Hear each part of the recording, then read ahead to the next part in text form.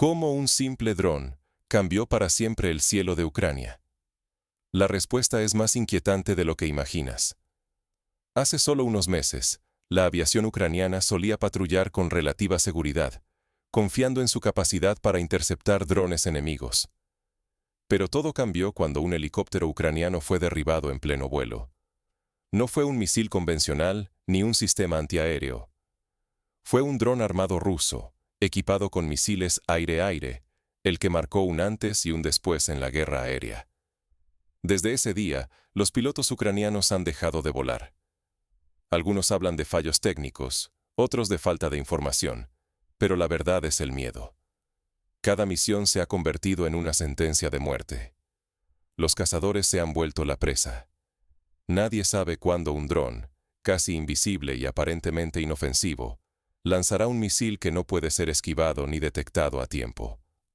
La aparición de estos drones rusos, armados con tecnología que originalmente fue desarrollada en la era soviética, ha roto el equilibrio en el combate aéreo. Para los pilotos ucranianos, cada despegue significa arriesgarlo todo por nada. El cielo, que antes les pertenecía, ahora es una trampa mortal. Y con la aviación ucraniana paralizada, las consecuencias no se limitan solo al campo de batalla. Las infraestructuras clave y la vida civil quedan más expuestas que nunca. Si no entendemos este cambio estratégico, corremos el riesgo de subestimar el impacto de la guerra tecnológica. Esta no es solo una batalla militar, es una lucha por la supervivencia de todo un país. Para comprender por qué la aviación ucraniana se desploma, exploremos cómo empezó todo. Acompáñanos para descubrir el incidente que lo cambió todo y entender cómo un solo día marcó el principio del fin para la supremacía aérea de Ucrania. No es ciencia ficción, los cazadores ahora son cazados. El cielo de Ucrania ha cambiado para siempre, y todo comenzó con una tragedia inesperada. El comandante Sheremet y su tripulación, expertos en patrullajes de rutina, despegaron como cualquier otro día, pero jamás regresaron. Su helicóptero Mi-24 fue derribado en plena misión, no por un misil antiaéreo ni por un caza enemigo, sino por un dron ruso armado de manera insospechada. La confirmación llegó rápido y sembró el pánico entre la aviación ucraniana. Los drones rusos ya portan misiles aire-aire soviéticos R-60, capaces de alcanzar objetivos a distancias de hasta 10 kilómetros. Esta innovación táctica trastoca todas las reglas. Ahora, el dron, lento y aparentemente indefenso, es una trampa mortal. Cuando una aeronave se acerca confiada para interceptarlo, el dron detecta el calor de sus motores con sensores térmicos y lanza el misil de manera autónoma. No hay alerta previa, ni tiempo de reacción suficiente. La muerte es instantánea y casi inevitable. Para los pilotos ucranianos, cada despegue se ha convertido en una ruleta rusa. El miedo se ha apoderado de las bases. Las salidas aéreas se han reducido drásticamente. Las excusas técnicas se multiplican y la moral se desmorona. La advertencia viaja de boca en boca. El siguiente podría ser cualquiera. El caso Sheremet no es aislado. Un caza Su-27 ya había caído antes bajo la misma táctica, sellando el nuevo destino de la aviación ucraniana. El coste humano es brutal e inmediato. Pilotos muertos o incapacitados, una generación de aviadores aterrada e impotente ante una amenaza invisible. La defensa aérea queda paralizada, y los cielos, antes un espacio de control y orgullo, se han vuelto territorios de muerte y miedo. Pero el ataque a la aviación fue solo el primer golpe. Pronto, la ofensiva se amplió más allá del cielo, desatando una ola de destrucción sobre la infraestructura vital del país. Tras el colapso en el aire, la siguiente fase del asalto ruso se centró en la infraestructura energética y logística de Ucrania, con consecuencias devastadoras para millones de civiles. Una noche, se oscurecieron 7 regiones. Así se ejecuta una guerra moderna. Lo que parecía imposible se volvió realidad en cuestión de horas. Tras el asesinato del general Sarvarov en Moscú, la respuesta rusa fue inmediata y devastadora. Se acumularon cerca de 2000 drones de ataque, listos para lanzarse sobre Ucrania, en oleadas coordinadas sin precedentes. En una sola noche, más de 600 drones y una treintena de misiles cayeron sobre el territorio ucraniano. Las alarmas apenas dieron aviso antes de que la infraestructura crítica fuera golpeada con precisión quirúrgica. 7 regiones enteras quedaron sumidas en la oscuridad total, con ciudades como Ivano-Frankivsk, Vinnytsia y Yimelnitsky paralizadas. Los objetivos principales fueron las subestaciones eléctricas de alto voltaje y los puertos marítimos estratégicos. Nudos de distribución de energía, que habían requerido meses y enormes recursos para ser reconstruidos, desaparecieron en minutos. En Kamianets-Podilsky, una subestación restaurada tras largos trabajos fue destruida de nuevo en solo una noche, arruinando el esfuerzo de toda una comunidad. La defensa aérea occidental, equipada con sistemas de última generación, resultó impotente ante la saturación y las tácticas de los drones. Los enjambres llegaban en oleadas, cambiando de trayectoria, forzando a las baterías antiaéreas a dispersar sus disparos hasta agotarse. Los misiles hipersónicos y los drones kamikaze lograron penetrar lo que se creía un escudo infranqueable. Las consecuencias inmediatas fueron brutales. Extensas áreas urbanas quedaron sin electricidad ni agua potable. Hospitales, sistemas de transporte y servicios de emergencia colapsaron. Las personas, atrapadas en edificios y refugios, enfrentaron la noche más oscura en meses, con temperaturas bajo cero y sin acceso a calefacción. La vida cotidiana, ya de por sí alterada por la guerra, se volvió insostenible de un instante a otro. El daño no fue solo físico. El ataque a los puertos marítimos interrumpió la exportación de grano, una de las principales fuentes de ingresos para Ucrania. Cientos de camiones quedaron varados, los buques bloquearon las rutas comerciales y la economía nacional se tambaleó. Cada intento de reparar una infraestructura, cada avance logrado, era anulado horas después por una nueva andanada. La magnitud del ataque demostró un cambio sistémico. La guerra ya no se libra exclusivamente en el frente, sino en los cimientos que sostienen la vida civil y económica de un país. Cuando la energía y la movilidad colapsan, la nación entera se paraliza y la población queda vulnerable en todos los sentidos. Pero la destrucción material es solo el comienzo. Ahora, la economía y la viabilidad de Ucrania como Estado funcional se ven amenazadas directamente. La siguiente ola de ataques no solo busca apagar la luz, sino también quebrar la capacidad de recuperación y resistencia de toda la sociedad ucraniana. ¿Qué ocurre cuando una nación se enfrenta al agotamiento total de sus recursos y a la pérdida de esperanza? Cuando el grano deja de salir, todo un país entra en crisis.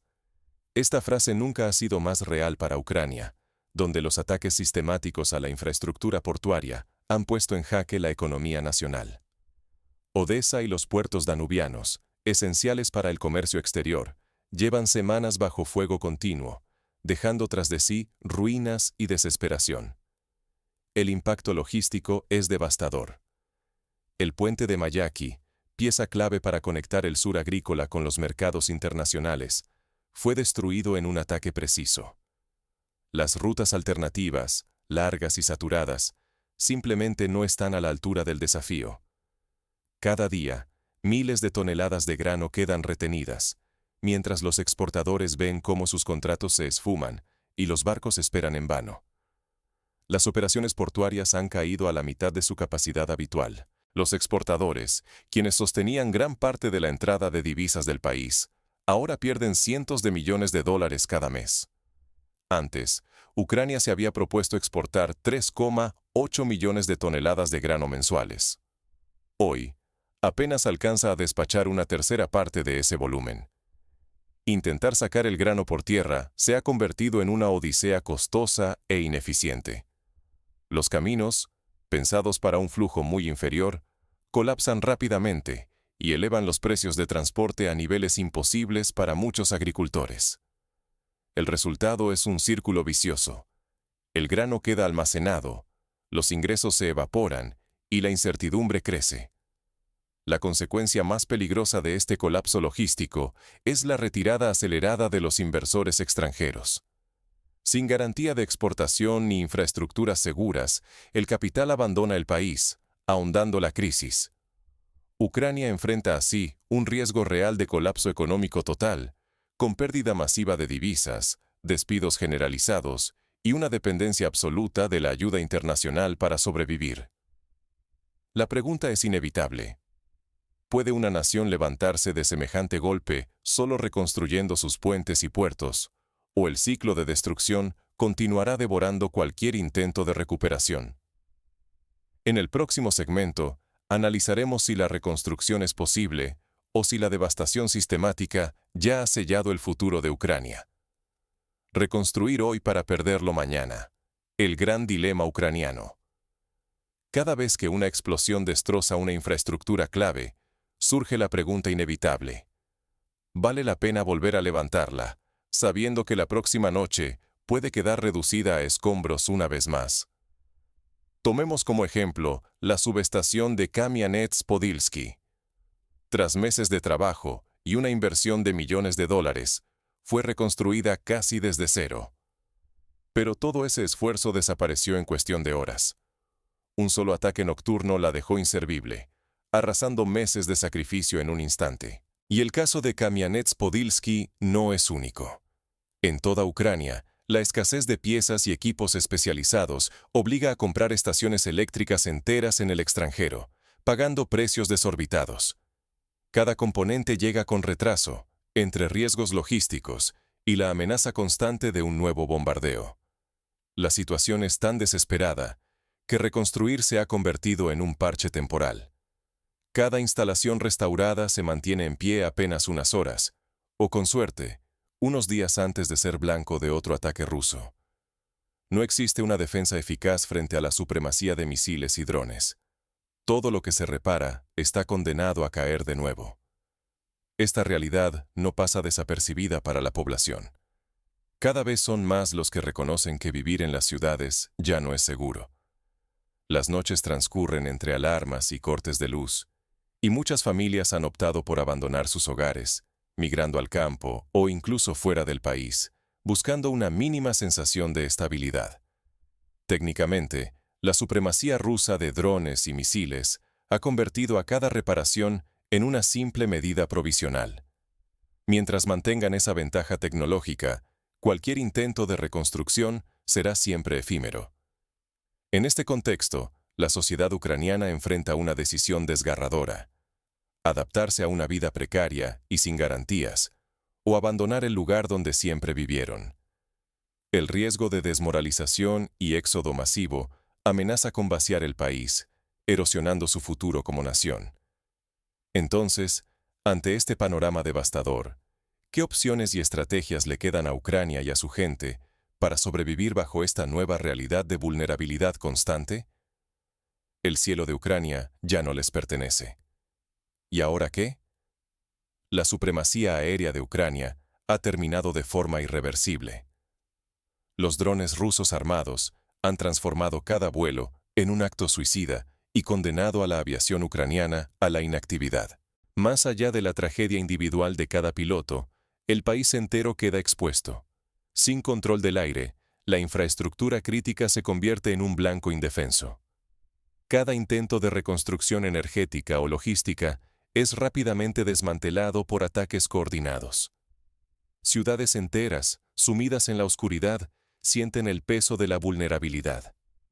Millones de personas pierden acceso a electricidad, calefacción y agua potable en pleno invierno, mientras las cadenas de suministro y exportación se desmoronan.